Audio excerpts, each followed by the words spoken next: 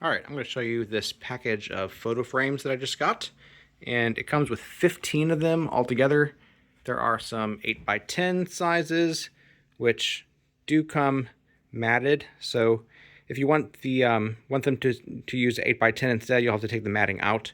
But with the matting, it does 5x7s and has plenty of matting around it.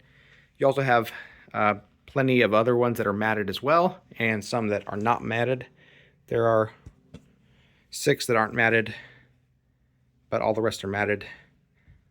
I don't know if that's standard, if all of them will have the same amount of matting, because it did look like from the pictures on Amazon that one of these 8x10s wasn't matted. So I wouldn't necessarily count on that, but that's what I got.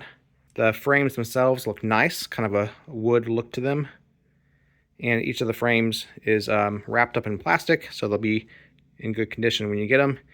And each of the transparent plexiglass things have a protective peel on them as well, so that'll keep them in nice condition.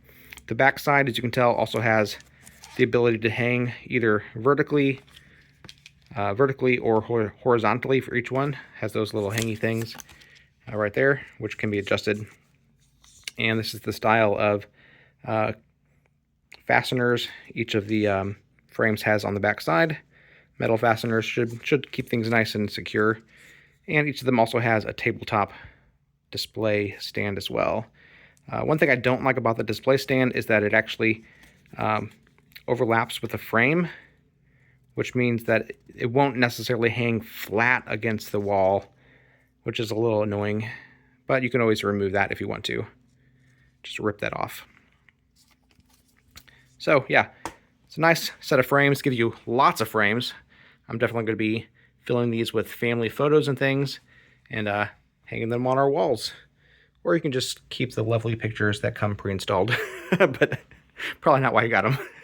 I do like them. I recommend them.